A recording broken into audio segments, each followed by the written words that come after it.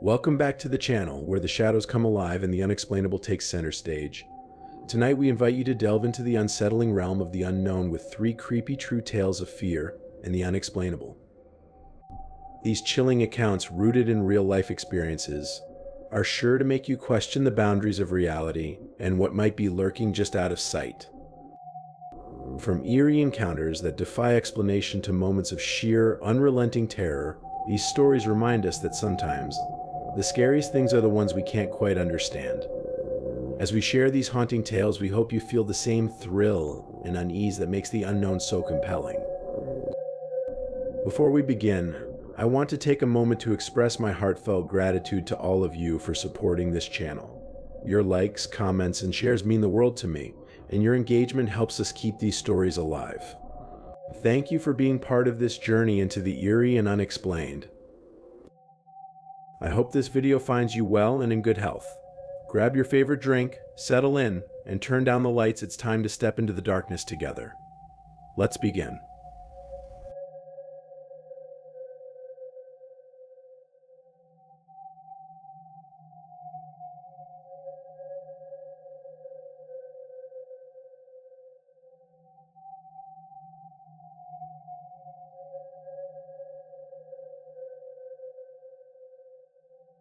Story 1: The House Beyond Our Reach.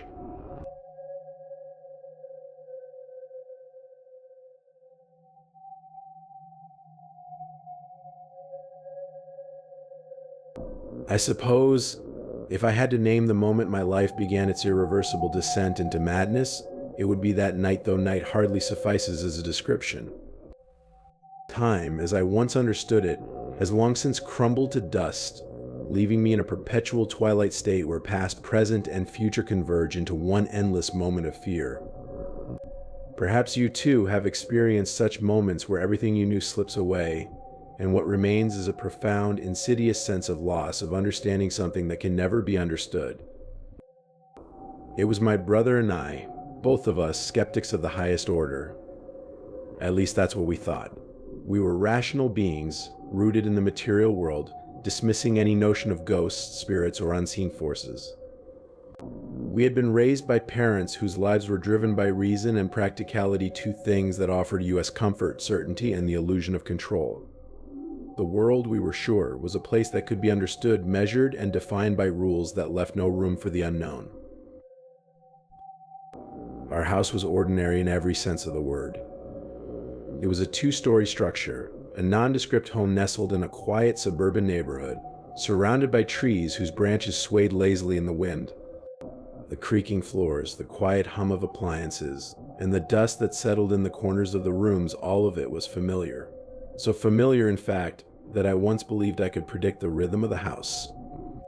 But what does a house really know of you? What does it care for your comforting illusions?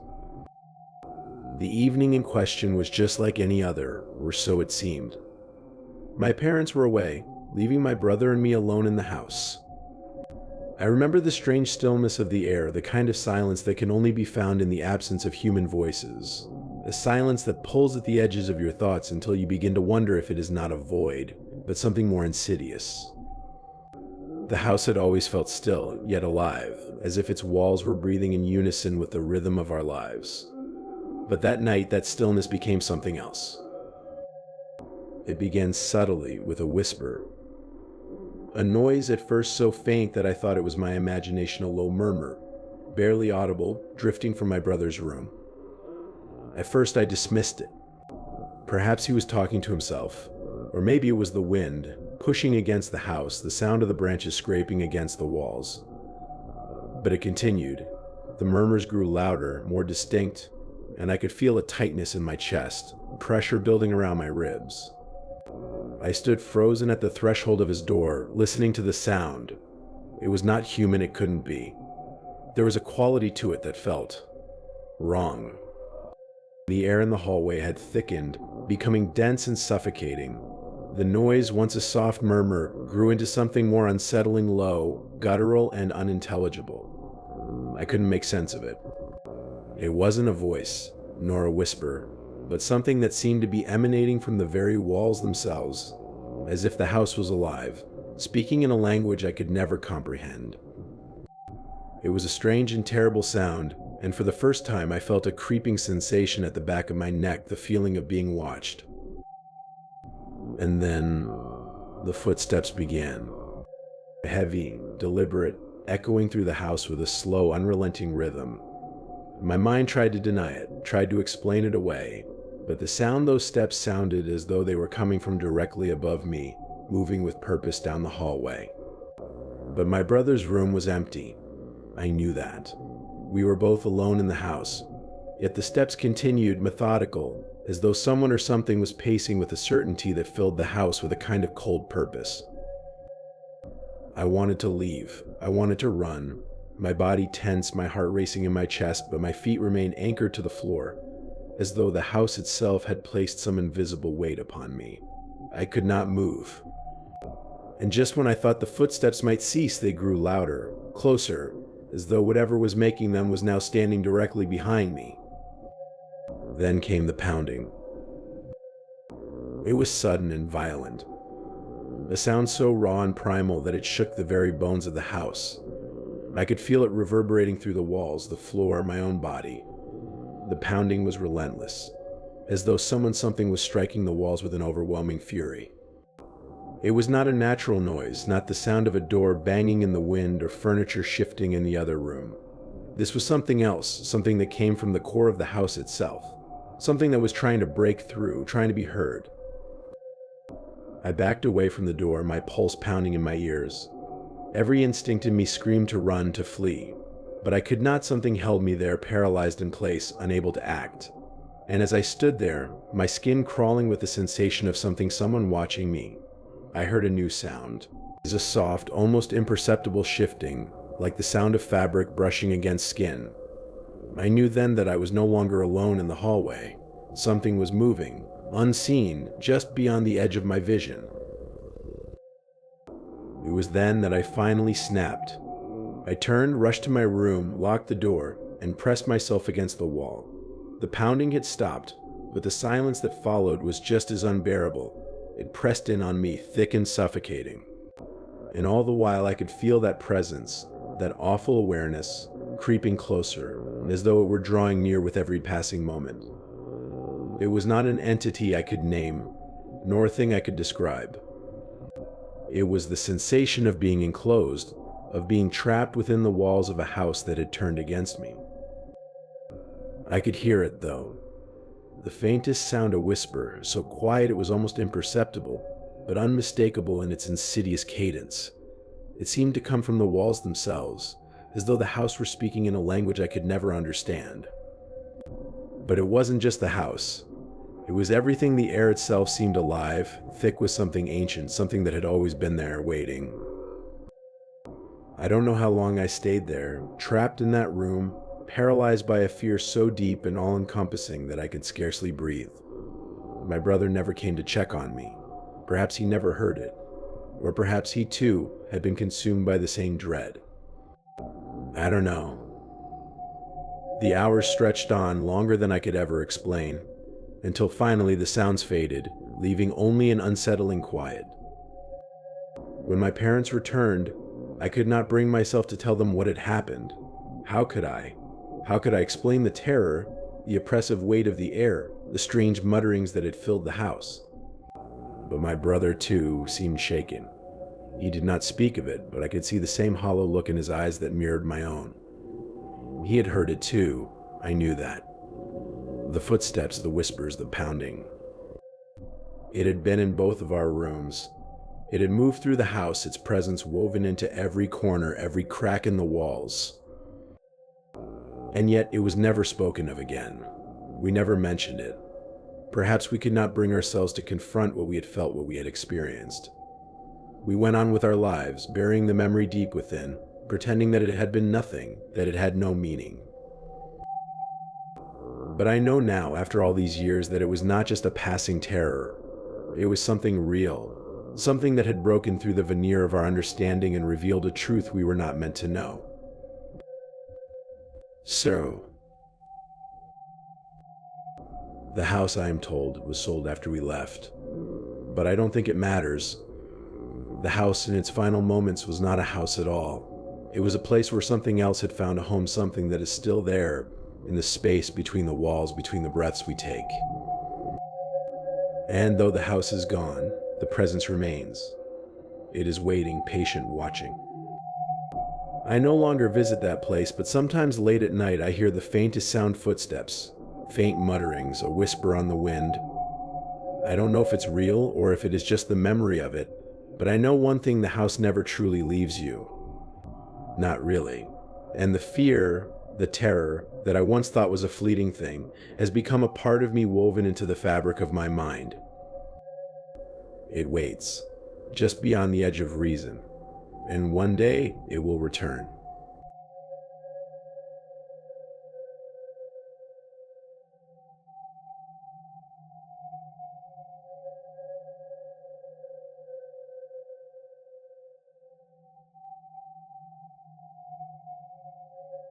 Story to the neighbor.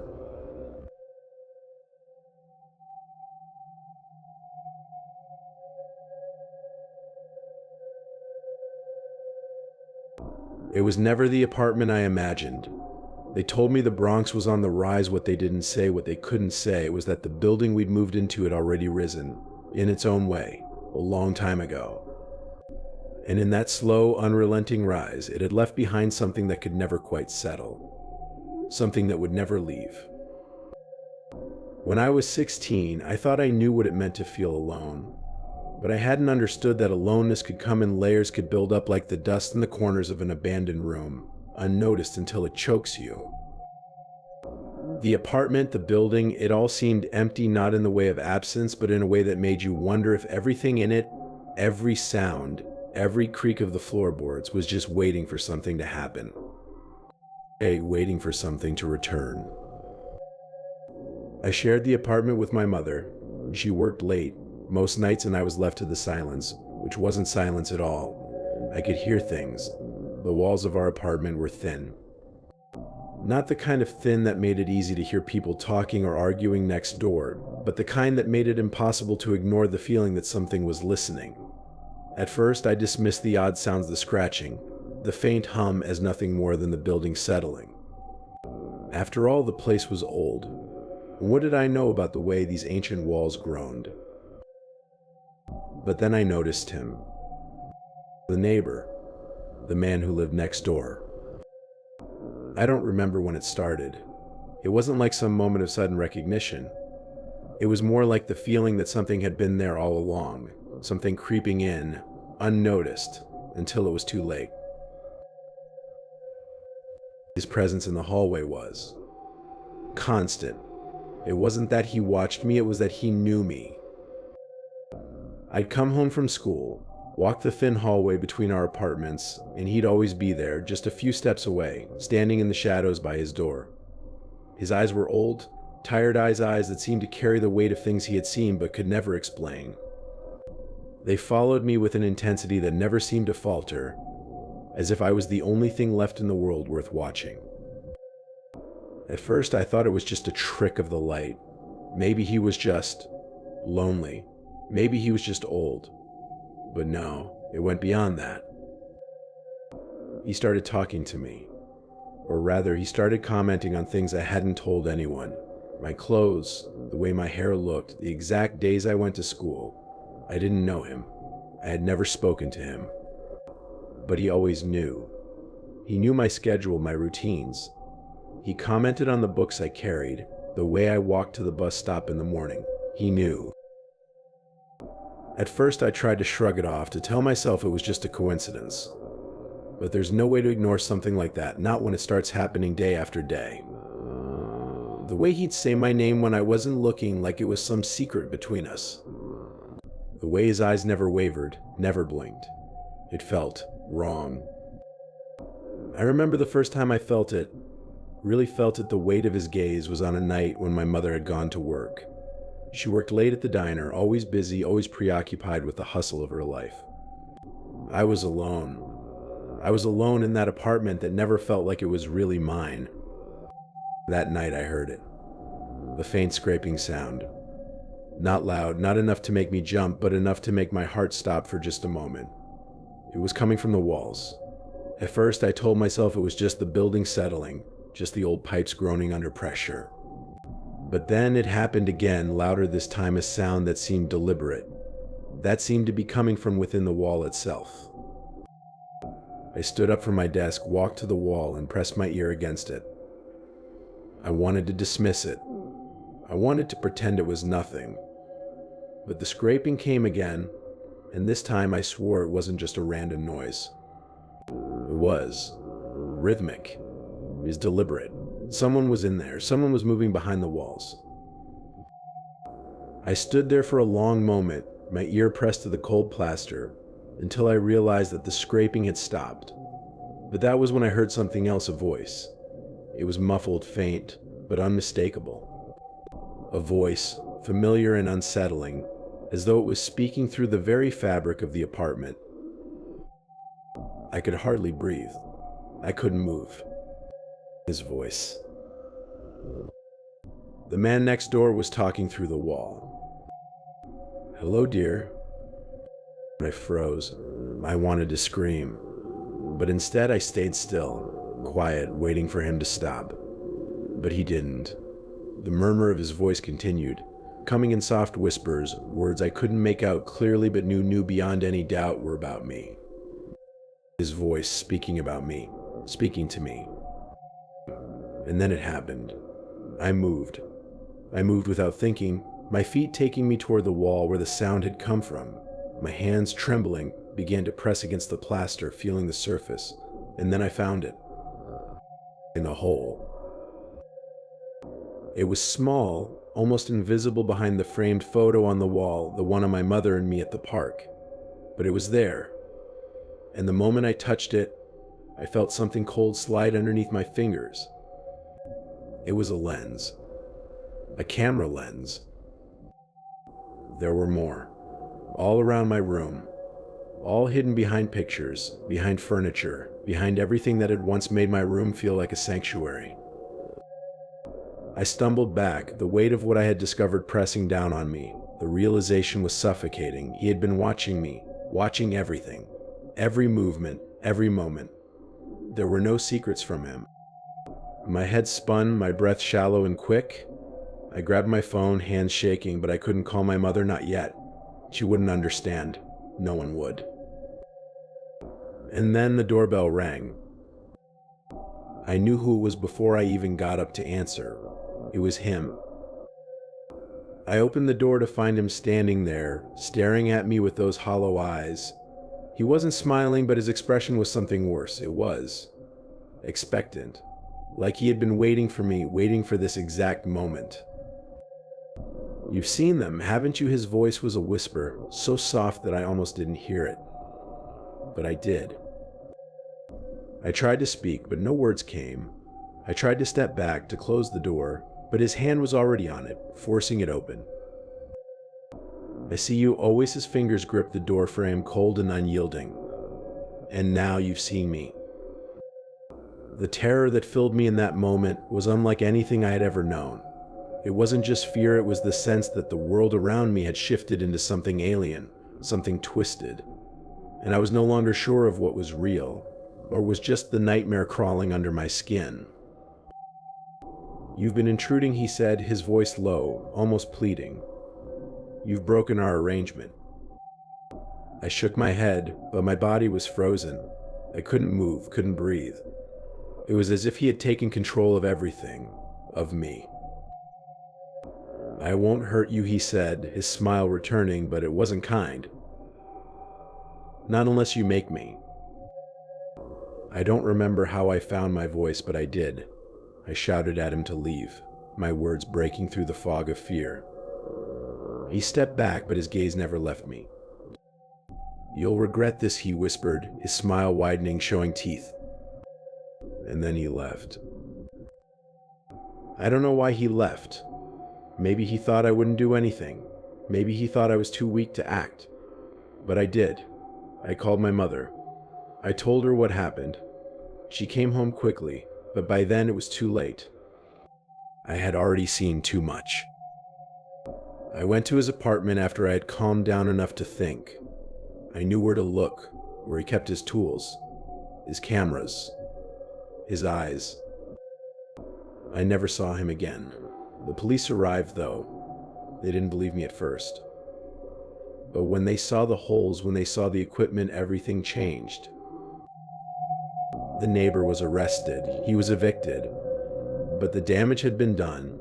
His eyes, his gaze had already been on me. They had never really left. The building was never the same after that. It was quieter now, but the silence was oppressive, like something was waiting just beyond the walls. I never looked at the walls the same way again, never at the doors or the windows. Not without wondering what had been watching, what had been waiting.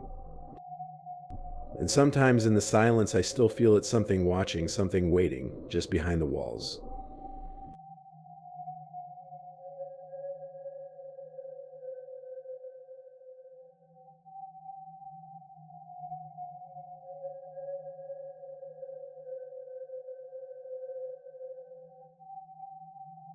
Story 3: Camping Trip Gone Wrong.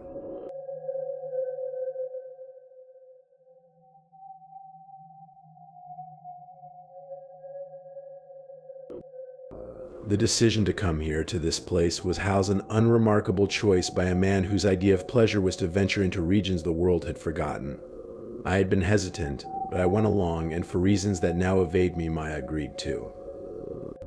It's strange, really, how we often let these trivial decisions drive us into places we shouldn't go, places we can't leave. The woods were quieter than anything I had ever heard. The stillness, thick and palpable, clung to the trees and suffocated the air. The rustling of leaves beneath our feet, our hesitant steps, were too loud, as though even the smallest movements offended the silence. Hal, the one who had orchestrated this, insisted that the farther we ventured from any established camp, the better. No interruptions, no lights or sounds from the civilized world. I should have been suspicious. I should have seen it then. The fire crackled, small flames curling upward and evaporating into the darkness above, the heat it offered doing nothing to dispel the chill that crept into my bones. The world was becoming something else, something other than what it had been just a few hours ago when we made our way here, or perhaps, more accurately, something was becoming nothing at all. The words, the laughter, they hung in the air with an alien weight, as though they too were waiting for something terrible. Just the wind, Hal muttered, more to himself than to us, though Maya seemed to notice the shift in his voice. It was something I didn't register until much later, but I remember how my eyes had darted to his face, searching for something, anything that might reveal the sudden tautness in his expression. But nothing. His mouth twisted into a smile, but it wasn't quite right. It felt as though he was making an effort, trying to convince himself as much as us that there was no reason to be afraid. Maya, who had sat silently beside him, eyes half closed as though she were in the midst of some internal calculation, suddenly stirred. "Did you hear that?" she asked. Her voice cracked the night's silence, the very air seeming to recoil from her words. My heart fluttered, not from fear, but from something else, something I could not name. Her eyes fixed on the woods, distant but unseeing, as though she were looking at something just beyond sight. Just an animal, Hal assured her, a bit too quickly, his words falling like dry leaves into the blackened pit of the forest beyond. It's probably just a deer or something. I didn't believe him then, not entirely, though I said nothing. The air was thick, oppressive in a way I couldn't explain. It was as if the trees, the earth itself, had conspired to hold us in place. Trapped in some strange otherworldly inertia, we sat by that fire, its flickering light illuminating nothing but the cracks in the fabric of our reality, and all the while that sound lingered, an odd, clicking noise. At first it was so faint that I could easily dismiss it as the wind against the branches, but it wasn't the wind. It was something deliberate, methodical, and it echoed. The sound was never constant. It seemed to circle us, coming from one direction and then another, never repeating itself in a way that made sense. I looked to Hal, who had stiffened, his gaze fixed on the darkness between the trees. The clicking. It wasn't normal. It couldn't be. It had the sound of something else, something mechanical, like a faint tap of metal against metal, but it seemed too precise, too deliberate to be an animal. Though what kind of animal could it be? A woodpecker? A squirrel? No, this was not the clicking of any creature that lived in these woods. "Did you hear that?" Maya asked again, her voice tight. I could see her hand trembling in the dim light of the fire, and I knew that she could hear it too. We all could. It had begun to grow louder, sharper, as though whatever was out there was moving closer, deliberately approaching, and yet we remained stuck, frozen in the way only the cursed can be frozen. The silence between the clicks stretched out like the great yawning gap between moments. Hal's face was no longer the face I knew.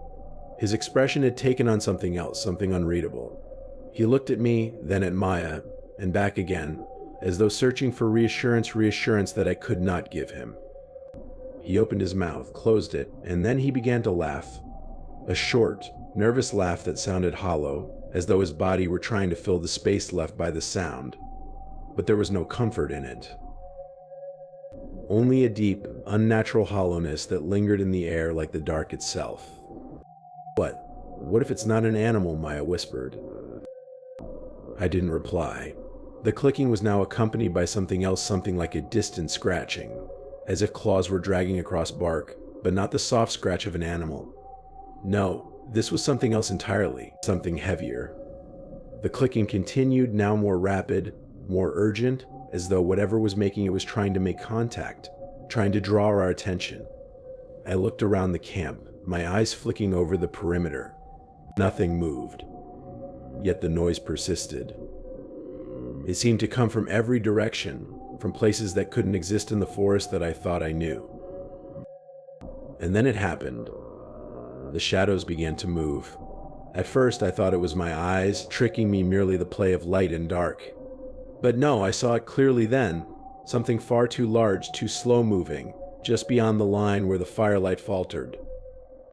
It lingered in the periphery, too large to be a person, yet too vague to be anything I could comprehend.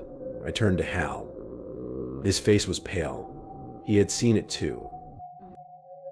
"Hal," I whispered, "what is that?" He shook his head violently, as though trying to shake the very question out of existence. "Nothing. Just your imagination. Just..." But his voice was thinner now, caught on the edge of something he didn't understand. We all could feel it. The weight of the air had changed. The forest had become an alien thing, no longer the place we had entered hours before, but something else entirely, something vast and indifferent, stretching into places our minds couldn't follow. The clicking continued. Closer. Closer still. Then, as though in response to some unspoken signal, everything stopped. The sound, the movement, the tension, it all vanished. And for a moment there was only the silence again, but this time it felt colder. Deeper. Deep. I couldn't breathe. My heart beat in my throat. I could feel the air pressing in from all sides, thick with something unseen, something watching, waiting. "What was that?" Maya asked again, her voice trembling. I wanted to answer. I opened my mouth, but the words wouldn't come. There was nothing to say. Nothing at all. And then, without warning, Hal stood up. The firelight flickered wildly as he moved, his body jerking in an unnatural way, his movements too fast, too erratic. He was moving towards the edge of the camp, his gaze fixed on something unseen. He didn't speak. He didn't look back. He simply walked his steps uneven, like a man possessed by something I couldn't name. "Hal," I shouted, but my voice sounded distant, swallowed by the night. I tried to follow, but my legs wouldn't move. The fear, it had seized me. It had me trapped, just as surely as the clicking had. And then, as if to punctuate the horror of it, the forest gave way to an awful silence. The clicking stopped. But there was something else, a heavy, muffled sound, too terrible to be made sense of. A sound that came from the very earth beneath my feet. And then, everything was still, so still. Maya clutched my arm, but even her touch felt far away. as though it were a thing from another place, a phantom in the suffocating gloom. Her eyes locked on mine, wide with fear, and for the first time since we had arrived, I could not bring myself to comfort her. There was no comfort in the world. Not here. Not now. The fire burned lower, casting long, grotesque shadows that stretched over the campsite like long, grasping fingers. And all the while, the woods, the forest, the darkness watched us, waiting. We waited too.